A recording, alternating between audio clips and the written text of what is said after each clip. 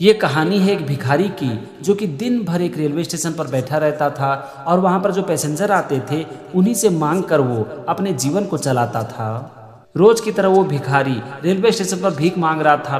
तभी उसकी ध्यान एक व्यक्ति के ऊपर पड़ती है, जो कि अच्छा कपड़ा पहना हुआ था और देखने से पढ़ा लिखा लग रहा था। उस आदमी को देखकर भिखारी को लगा कि शायद ये एक पढ़ा लिखा आदमी है और धनी भी है और आज ये कुछ न कुछ पैसे मुझे जरूर देगा।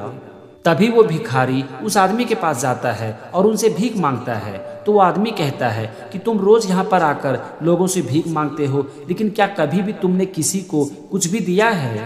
तो इस पर वो भिखारी कहता है कि साहब, मेरे पास देने के लिए क्या है, मैं तो एक भिखारी हूँ और भीख मांग कर ही अपने जीवन को चलाता हूँ।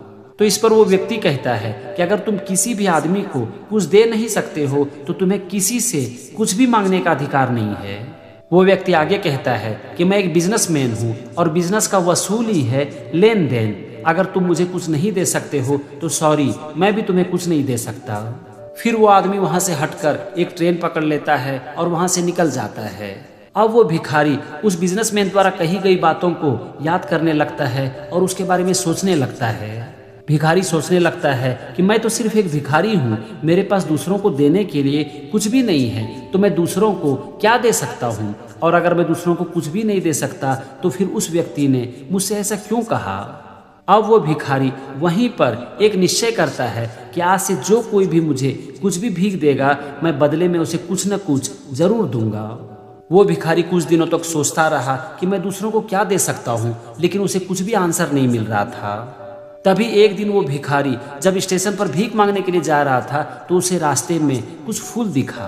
अब जैसे ही उस भिखारी ने फूल को देखा तो उसके मन में एक आइडिया आया कि क्यों न मैं दूसरों को भीख के बदले ये फूल दे दूं। उसने उसी समय निश्चय किया कि आज से जो कोई भी मुझे भीख में कुछ भी देगा उसे मैं बदले में एक फूल दूंगा। अब उस दिन के बाद वो वही करने लगा। जब भी कोई भी आदमी उसे कुछ भी भीख में देता था तो उसी समय वो उसको एक फूल दे देता था। अब धीरे धीरे लोगों को भिखारी का ये व्यवहार पसंद आने लगा। जब भी उसे कोई भीख देता था तो उसे थैंक यू बोलता था और एक अच्छी मुस्कान के साथ उसे एक फूल भी देता था। समय बीतता गया। अब एक दिन वो भिखारी जब एक ट्रेन में भीख मांग रहा था तो उसे वही आदमी मिला जिसने कि उससे कहा था कि अगर तुम मुझे कुछ नहीं दे सकते तो मैं तुम्हें भीख नहीं दे सकता। भिखारी ने जैसे ही उस आदमी को देखा तो उसने उससे कहा कि साहब जी, आज आप मुझे भीख दे सकते हैं और भीख के बदले आज मैं आपको ये एक फूल दूंगा। तो उस आदमी ने भिखारी को कुछ पैसे दिया और भिखारी ने भी उस आदमी को एक फूल दे दिया। उस आदमी ने भिखारी से ये भी कहा कि ये बहुत अच्छी बात है और आज से तुम एक बिजनेसमैन हो। अब जैसे ही उस आदमी ने भिखारी से ये बात कहा कि तुम एक बिजनेसमैन हो तो ये बात भिखारी के मन में गूंजने लगा। भिखारी को लगने लगा कि हाँ, मैं एक बिजनेसमैन हूँ और अगर मैं चाहूँ तो एक बिजनेस भी खड़ा कर सकता हूँ। उसे लगने लगा कि मैं एक बिजनेस कर भी सकता हूँ और अपने जीवन को पूरी तरह से बदल भी सकता हूँ। अब जैसे ही उसके मन में ये ख्याल आया कि मैं एक बिजनेसमैन हूँ तो वहीं पर वो जोर जोर से कहने लगा कि हाँ, मैं एक बिजनेसमैन हूँ, मैं भिखारी नहीं हूँ और मैं अपने जीवन को पूरी तरह से बदल सकता हूँ। अब उसे लगने लगा और वो अंदर तक ये मानने भी लगा कि मैं एक बिजनेसमैन हूँ और मैं अपना एक बिजनेस खड़ा भी कर सकता हूँ। वहाँ पर खड़े लोगों को ये लगने लगा कि ये भिखारी पागल हो चुका है, लेकिन वो भिखारी मन ही मन ये निश्चय कर चुका था कि अब तो मैं एक बिजनेसमैन बन के ही रहूँगा। समय बीतता गया। अब कुछ दिन के बाद वो भिखारी एक दिन एक अच्छा कपड़ा पहना हुआ था, रेलवे स्टेशन पर खड़ा था। तभी उसकी नज़र उसी व्यक्ति पर पड़ती है। वो भिखारी उस आदमी से हाथ मिलाते हुए कहता है कि साहब, आपने मुझे पहचाना? तो उस आदमी ने कहा कि नहीं, मैंने तो तुम्हें नहीं पहचाना और मुझे नहीं लगता है कि हम लोग पहले कभी मिले हैं। तो इस पर उस भिखारी ने कहा कि साहब, इससे पहले हम लोग इसी जगह पर 2 बार मिल चुके हैं। क्या आप उस भिखारी को भूल गए जिसे कि आपने एक बिजनेसमैन बना दिया? तो इस पर वो आदमी कहता है कि अच्छा, तुम वही भिखारी हो, लेकिन ऐसा लगता है कि तुमने अपने जीवन को पूरी तरह से बदल दिया है। तो इस पर वो भिखारी कहता है कि हाँ साहब जी, मैं वही भिखारी हूँ और आज मैं जो कुछ भी हूँ वो आपकी वजह से हूँ।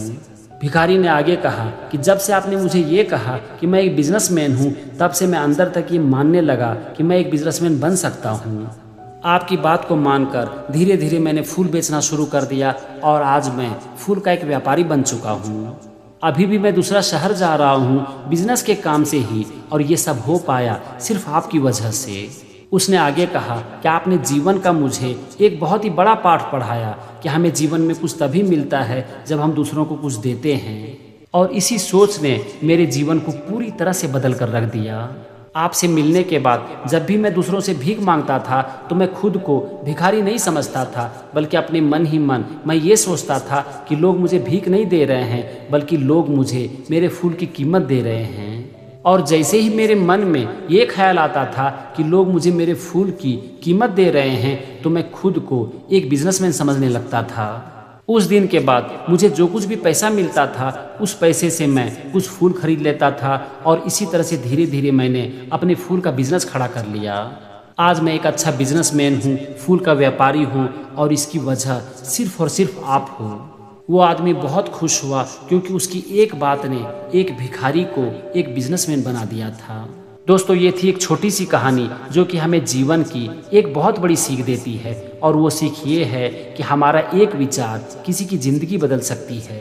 इसीलिए हम सब इंसान को दूसरों की मदद ज़रूर करनी चाहिए, अगर पैसों से नहीं तो एक विचार से, क्योंकि हमारा एक विचार ही किसी के जीवन की दिशा को पूरी तरह से बदल कर रख सकती है। और ये छोटी सी कहानी हमें यही सिखाती है।